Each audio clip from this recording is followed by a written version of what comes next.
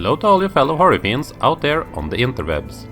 I am Torstein from Cinema Terror, and today I have a small, slow and chilling little Australian horror film from 1981 to talk about, so put on your good suit, lean back and get ready for Allison's Birthday.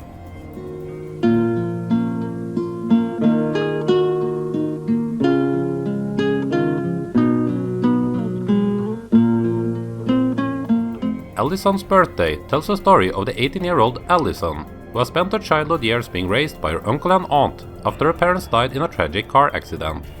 When she was only 16, she and her friends played around with an Ouija board, where they tapped into a spirit that claimed it was Allison's father, and he warns her to not go home for her 19th birthday.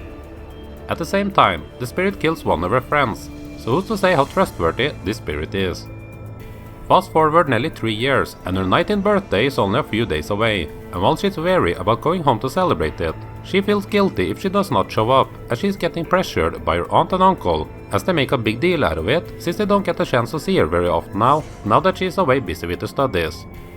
Allison goes against her gut feeling, which are telling her that something is not quite right, and she decides to go back to her childhood home for a birthday celebration.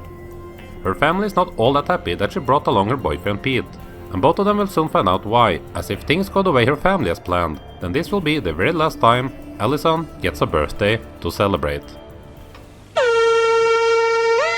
Allison!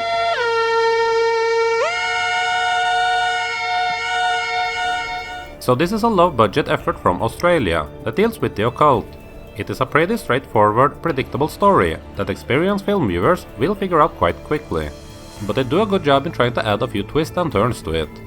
It feels a bit like they take on stuff like the Rosemary's Baby and the so-called Satanic Panic of the times, without being able to deliver the same level of mystique and excitement that some of the other more known ones that played with the same subject did. It is a very slow and quiet film. There's no cheap jump scares or a body count to speak of, and I'm sure that the less patient viewer will have trouble keeping their interest up for its entire 94-minute long running time. Even though it is a tame film with a made-for-TV vibe to it, I did enjoy watching these believable characters. Most of the acting is good enough to make them feel real, and especially Lou Brown as the caring and protective boyfriend Pete was enjoyable to watch.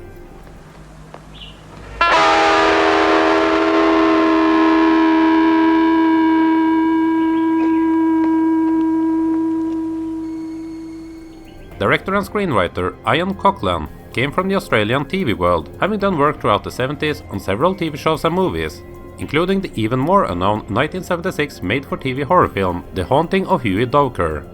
You can tell that he came from the TV world, and he didn't do much to step up that aesthetic with Allison's Birthday.